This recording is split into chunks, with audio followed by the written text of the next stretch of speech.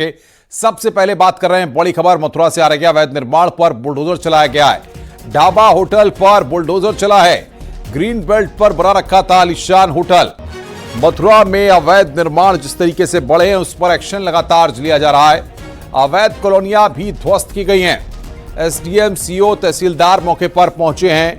यमुना प्राधिकरण ने 15 दिन का नोटिस दिया था, उसके बाद भी अतिक्रमण को वहां से नहीं हटाया गया। मथुरा में वृंदावन मार्ग पर बुलडोजर वाली कार्रवाई की गई है। ये तस्वीरें इस वक्त हम आपको दिखा रहे हैं। ढाबे, होटल समेत अवैध कॉलोनियों को गिराया गया। यमुना प्राधिकरण के एडीएम, तहसीलदार, सीओ मौके पर मौजूद रहे। नोटिस के बाद भी कब्जे को वहां पर नहीं हटाया गया था। शिवा ढाबा ने यमुना प्राधिकरण की ग्रीन बेल्ट पर आलीशान होटल बना रखा था, जिसे गिरा दिया गया है। वृंदावन में बन रही हेरिटेज सिटी के लिए लगातार रोड बनाई जा रही है। काम वहां पर शुरू हो चुका है। यमुना एक्सप्रेसवे के राया से वृंदावन के लिए रास्ता बन रहा है। ये एक्सक्लूसिव तस्वीरें इस वक्त हम आपको दिखा रहे हैं, किस तरीके से यहां पर कार्रवाई की गई है। प्राधिकरण ने 15 दिन का नोटिस दिया था। बड़ी खबर हम आपको बता रहे हैं, अवैध निर्माण पर वहां पर बुलडोजर चलाया गया है। ये कार्रवाई वहां पर की गई है। हम लोग मैनुअली यहाँ पे मेरे अथॉरिटी से जो भी एसडीएम तैनात हैं वो भी आते थे, बताते थे, बट इन लोगों द्वारा अवैध कंस्ट्रक्शन रोका नहीं गया। इनको नोटिस दी गई प्रॉपर, इनसे जवाब मांगा गया तो, और इनको 15 दिन के अंदर अंतिम कार्रवाई के बाद हम लोगों ने मौका दिया कि आप अपने खुद से ही इसको डिमोलिश कर लीजिए, लेकिन इन्होंने कुछ किया नहीं। और इस क्रम में आज हम लोगों ने ये अभियान को रखा था। जिला प्रशासन और पुलिस के सहयोग से अथॉरिटी की पूरी टीम यहाँ आई हुई थी। 7-8 कॉलोनियां तोड़ी गई।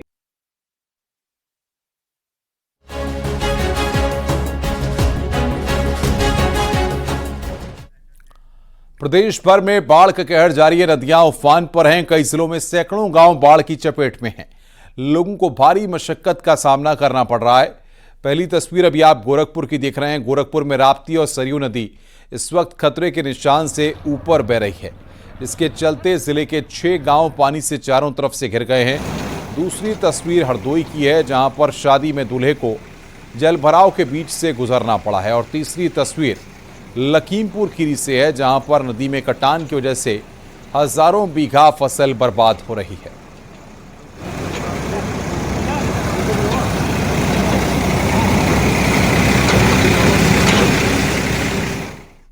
फर्रुखाबाद में 2 बच्चे बारिश के पानी से बड़े गड्ढे में गिर गए। इस दौरान दोनों गड्ढे में डूब गए, जिससे दोनों की मौत हो गई। हादसे से परिजनों में कोहराम मच गया है। पुलिस ने शवों को पोस्टमार्टम के लिए भेजा है। घटना थाना जहानगंज क्षेत्र की है। ये तो मुझे पता नहीं, मैं तो शाम को आया था मूंगफली बेच के मंडी से। अच्छा। हाँ जी, शाम को जब आए तो उन लोग के खाने पीने के लिए लेके आए, और हम सुबह वो क्या नाम, इनकी मम्मी थी नहीं घर पे। हमने अपनी लड़की से पूछा, अपनी मम्मी कहाँ है, कि वो खेत पे गए। हमने क्यों गई, कि आशीष और यीशु खेत पे हैं। उधर गोरखपुर में नदी खतरे के निशान से ऊपर बह रही है। इसके चलते जिले के 6 गांव चारों तरफ पानी से घिर गए हैं। गोरखपुर सदर तहसील के मंझरिया गांव में लोग आने जाने के लिए नाव का सहारा ले रहे हैं। गांव के लोगों ने सरकार से बांध बनाने की मांग की है।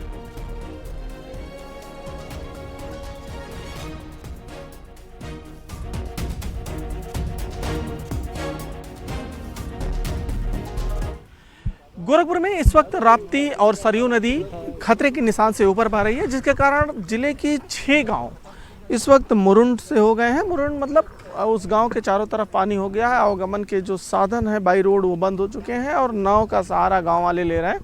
जिले में 150 के करीब गांव सेंसिटिव हैं। 28 ऐसे बंधे के पॉइंट हैं जो बेहद सेंसिटिव हैं। वहाँ पे प्रशासन द्वारा निगरानी की जा रही है और आने जाने के लिए लोग नाव का सहारा ले रहे हैं। इस वक्त मैं गोरखपुर शहर से सटे हुए मंझरिया बिस्टौल गांव में खड़ा हूँ, जो राप्ती नदी के तलहटी में एक तरीके से बसा हुआ है। और इस गांव में भी अब आने जाने का जो एकमात्र साधन बचा है वो नाव ही बचा है, क्योंकि जो पानी है वो पानी चारों तरफ से इस गांव को घेर चुका है और लोग अब अपने आने जाने के लिए नाव का यहाँ पे सहारा ले रहे हैं। कौन सी सुविधा मांग रहे हो? हम नाव का और बंधा बन जाए, हम लोग की पानी नहीं आए यहाँ पर। राजघाट से लेकर लासड़ी बंधा तक बन जाए ना बंधा। क्या किलोमीटर का बंधा मांग रहे हैं आप लोग? अब देख लीजिए कितना पड़ेगा वहाँ से। हमें क्या पता कितना बंधा मांग रहे हो? और 5 किलोमीटर ऊंचा पूरा चाहिए। 5 किलोमीटर ऊंचा बंधा बन जाए। नहीं 5 किलोमीटर लंबा, लंबा बंधा। हाँ इसके बराबर ऊंचा। कितना रेंज हो? 5 किलो हो, 6 5 किलो हो, किलो 7 किलो हो। तो ये गांव की आबादी कितनी होगी? 1600 कुछ है। अच्छा, बंधा बन जाने से कितने लोगों को फायदा होगा? कितने गांव को फायदा होगा? 3 4 5 गांव का फायदा होगा। हरदोई में पाली इलाके के कई गांव पानी में डूब गए हैं, जिसकी वजह से नाव से दुल्हन की विदाई करानी पड़ी। कल दूल्हा जलभराव में ही बारात लेकर गया था। शादी करने के बाद आज स्थानीय लोगों की मदद से नाव का इंतजाम किया गया। कई घंटों के इंतजार के बाद नाव मिली है, तब दुल्हन को लेकर दूल्हा अपने घर पहुंचा है। कल यहाँ बारात गई थी हमारी, आज वापस आई है। 1 घंटा हो गया बैठे बैठे। अधिकारी आते हैं, कोई कहता है इधर बैठ जाओ उधर बैठ जाओ। 2 घंटे हो गए बैठे बैठे, कोई सुनवाई तो नहीं हो रही। बताओ घर कैसे जाएं वापस। लखीमपुर खीरी में शारदा और घाघरा नदी में बनबसा बैराज से 1.10 लाख क्यूसेक पानी छोड़ा गया। नदी ने कटान तेज कर दिया है। हजारों एकड़ फसल बर्बादी की कगार पर है। जिले की 5 तहसीलों के 1.5 लाख से ज्यादा लोग बाढ़ से प्रभावित हैं। सीएम योगी के निर्देश के बाद अधिकारी बाढ़ग्रस्त इलाकों का लगातार निरीक्षण कर रहे हैं। राहत और बचाव कार्यों की भी निगरानी कर रहे हैं, ताकि बाढ़ प्रभावितों को जल्द से जल्द राहत मिल सके।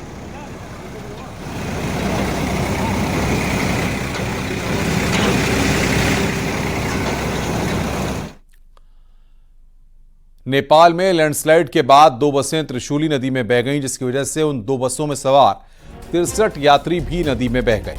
बताया गया है कि उन दोनों बसों में एक वीरगंज से काठमांडू तो दूसरी बस गौर से काठमांडू जा रही थी। भारी बारिश की वजह से पहाड़ी इलाके में अचानक हुए लैंडस्लाइड की वजह से दोनों बसें हादसे का शिकार हुई हैं और त्रिशूली नदी में गिर गईं। हादसा नारायण घाट और मुगलिंग के बीच बताया जा रहा है। हादसे का शिकार हुए लोगों में कई भारतीय भी शामिल हैं। नेपाल प्रशासन ने त्रिशूल नदी में बहे यात्रियों की तलाश में रेस्क्यू ऑपरेशन शुरू कर दिया है। बड़ी संख्या में रेस्क्यू टीम के लोग नदी के तेज बहाव के बीच यात्रियों की तलाश करने में जुटे हुए हैं। उत्तर प्रदेश के राहत आयुक्त ने श्रावस्ती जिले के एडीएम को कोऑर्डिनेशन के निर्देश दिए हैं। राहत आयुक्त ने महाराजगंज के आपदा विशेषज्ञ को मौके पर जाकर हालात का जायजा लेने के निर्देश दिए हैं।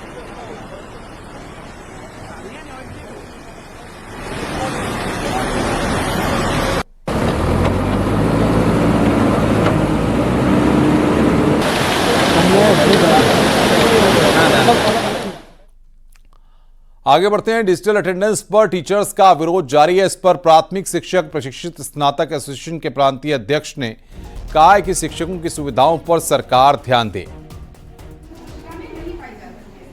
हम लोग इससे पीछे नहीं हट रहे, मगर आप ये बताइए कि जैसे लॉकिंग का सिस्टम है, हम कहते हैं सारे संगठनों से बात कर ले, सारी समस्याओं की सुन ले, उसके बाद एक सीधा रास्ता है, ये हम लोग तैयार हैं। सीधा रास्ता क्या है? जो उसके अंदर लॉकिंग सिस्टम है वो ख़त्म कर दे। आपकी बात का मैं जवाब दे रहा हूँ, लॉकिंग सिस्टम खत्म कर दे और जो टीचर जिस समय गया है वो अपने अटेंडेंस लगाए। देखिए इसमें एक बहुत महत्वपूर्ण बात और है, इसमें सबसे ज़्यादा जो हम लोग कर रहे हैं वो कैजुअलिटी का है। केंद्र सरकार ने आज एक अधिसूचना जारी की है। अधिसूचना के मुताबिक हर साल 25 जून को संविधान हत्या दिवस मनाया जाएगा। आपको बता दें कि 25 जून 1975 को इंदिरा गांधी ने इमरजेंसी लगाई थी। इसको लेकर अब 25 जून को संविधान हत्या दिवस मनाने का ऐलान किया गया है। गृह मंत्री अमित शाह ने एक्स पर यह जानकारी दी है।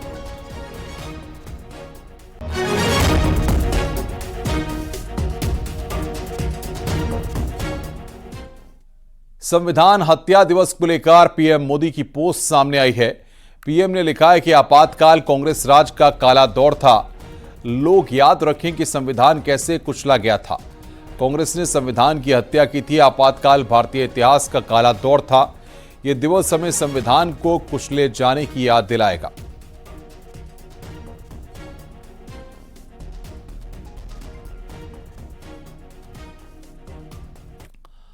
संविधान दिवस हत्या दिवस पर बीजेपी अध्यक्ष और केंद्रीय स्वास्थ्य मंत्री जेपी नड्डा ने भी पोस्ट किया है। नड्डा ने इसे त्याग बलिदान को याद करने का दिन बताया है।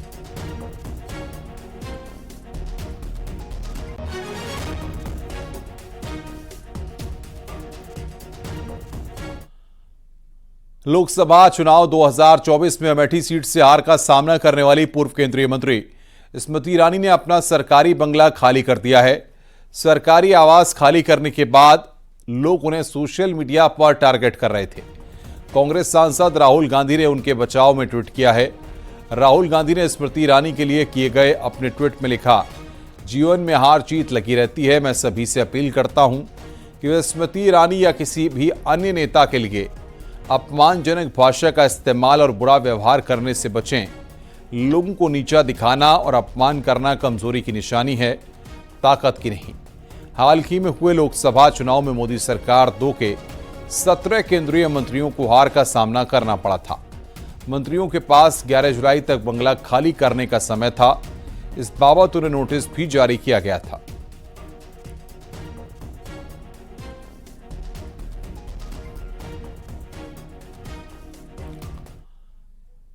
सीएम योगी ने राजधानी लखनऊ में आम महोत्सव का शुभारंभ किया। इस महोत्सव में 800 से ज्यादा वैरायटी के आम दिखाए गए। ये महोत्सव 3 दिनों तक चलेगा। इस दौरान आम खाने की प्रतियोगिता समेत कई प्रतियोगिताएं आयोजित होंगी। साथ ही आम से बने सामानों की प्रतियोगिता आयोजित की जाएगी। आम उत्पादन में उत्तर प्रदेश अग्रणी है ही, लेकिन अब हमें बढ़ती हुई आबादी के अनुरूप उस प्रकार की क्वांटिटी और क्वालिटी दोनों को बनाए रखने के लिए लगातार काम करना होगा। दुनिया की मार्केट में उत्तर प्रदेश का आम छा जाए, इसके लिए हमें इस प्रकार के महोत्सव के माध्यम से जो जानकारी मिले उसको हमें अपने यहां प्रारंभ करना पड़ेगा। बीएसपी अध्यक्ष मायावती ने डीयू में मनुस्मृति पढ़ाए जाने का प्रस्ताव रद्द किए जाने का स्वागत किया है। उन्होंने कहा कि बाबा साहेब डॉक्टर भीमराव अंबेडकर ने उपेक्षितों और महिलाओं के आत्मसम्मान के साथ मानवतावाद और धर्मनिरपेक्षता को मूल में रखकर संविधान बनाया, जो मनुस्मृति से कतई मेल नहीं खाता है।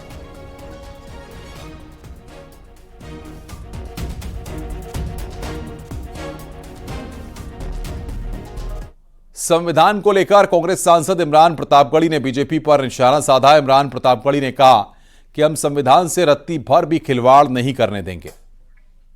लेकिन देश जानता है पिछले 10 साल से देश में किसने अघोषित आपातकाल लगा रखा। देश जानता है इस बात। देश जानता है कि संविधान बदलने की बात किन किन नेताओं ने की है। उसको एक एक चेहरे याद हैं। देश को याद है अनंत हेगड़े, देश को याद है अरुण गोविल, देश को याद है लल्लू सिंह, देश को याद है दिया कुमारी। तो भाजपा इस तरह की कोई भी कवायद करके इस मुद्दे से पीछा नहीं छुड़ा सकती। कांग्रेस पार्टी और पूरा इंडिया गठबंधन संविधान बचाने के लिए एकजुट होकर के खड़ा है। हम भारतीय जनता पार्टी को संविधान से रत्ती भर भी छेड़छाड़ नहीं करने देंगे। इससे ध्यान हटाने के लिए कोई भी नोटिफिकेशन करे। रामपुर कोर्ट से बरी होने के बाद फिल्म अभिनेत्री जयप्रदा ने मंदिर में दर्शन किए। शिव मंदिर राठौड़ा में जलाभिषेक कर पूजा अर्चना की। कल कोर्ट से जो मुझे राहत मिली है उसी के लिए भगवान को धन्यवाद कहने के लिए आई हूं। मुझे जो राहत मिली है उसके लिए मैं भगवान से धन्यवाद कहने के लिए आई। और जब भी मैं यहाँ आती हूँ लोगों का प्यार और सम्मान मुझे हमेशा देते हैं, तो इसके लिए भी जनता को, मैं रामपुर के सारी जनता को मैं धन्यवाद कहना चाहती हूँ। मैम, क्या आपने जो आपका केस था उसकी मन्नत बोली थी क्या आपने? देखिए, ऐसा है कि मैं हर भगवान को मानती हूँ। खासतौर यहाँ पे रटुंडा जब मैं जो कैंडिडेट के रूप में यहाँ पे मैं आई थी पहली बार, तो पहला जो मंदिर है यहीं से मुझे विजय प्राप्त हुआ है। तो वो मेरे दिल में है और हमेशा वो आस्था है। राज्य मंत्री असीम अरुण झांसी पहुंचे। मंत्री ने मौरानीपुर तहसील में मंदिर में आसपास विकास कार्यों के लिए निर्देश दिए। साथ ही दावा किया कि मौरानीपुर के ऐतिहासिक मंदिर और घाट का विकास करवाने के लिए शासन ने बजट दे दिया है। मौरानीपुर में लठाटौर मंदिर के आसपास की व्यवस्था के लिए आदरणीय योगी जी ने 1,78,00,000 रुपए स्वीकृत किए हैं। इससे मंदिर में आने वाले श्रद्धालुओं को बेहतर व्यवस्था हम लोग दे पाएंगे।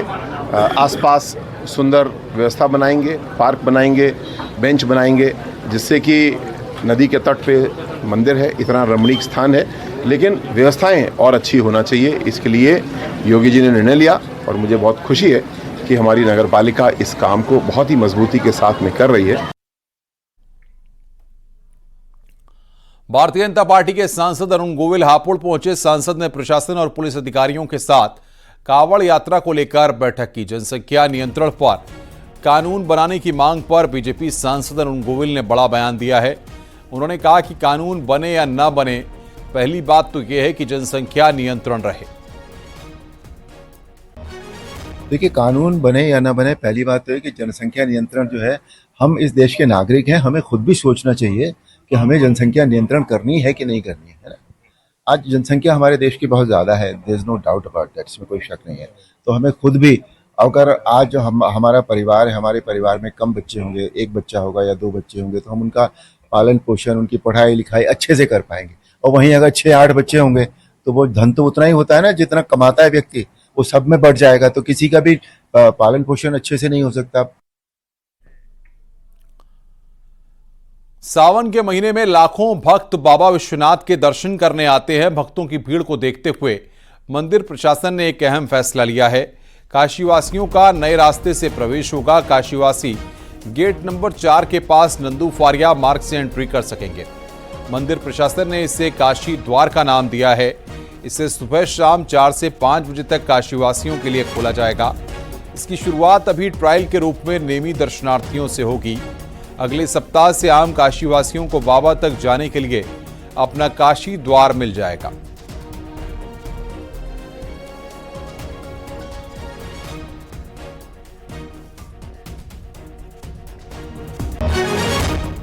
सुप्रीम कोर्ट ने हाथरस कांड को लेकर दाखिल याचिका पर सुनवाई करने से इंकार कर दिया है। सुप्रीम कोर्ट ने याचिकाकर्ता से पूछा है कि आप सीधे सुप्रीम कोर्ट क्यों आए। सुप्रीम कोर्ट ने उसे हाई कोर्ट जाने को कहा है। चीफ जस्टिस ने कहा कि यह घटना परेशान करने वाली है, लेकिन हाई कोर्ट ऐसे मामलों को देखने के लिए पर्याप्त है।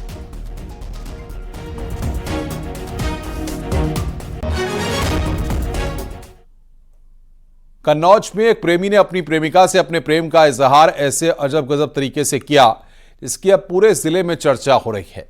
अपने प्यार को पाने के लिए और उसको शादी के लिए प्रपोज करने के लिए प्रेमी ने गजब का तरीका निकाला।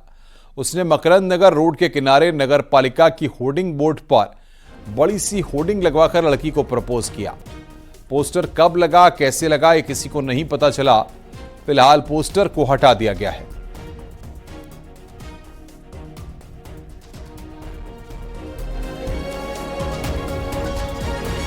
महोबा में मेडिकल स्टोर में दवा लेने आई एक लड़की ने चोरी की। 10,000 से ज्यादा की गड्डी पर लड़की ने हाथ साफ किया है। मामला पनवाड़ी थाना कस्बे का है।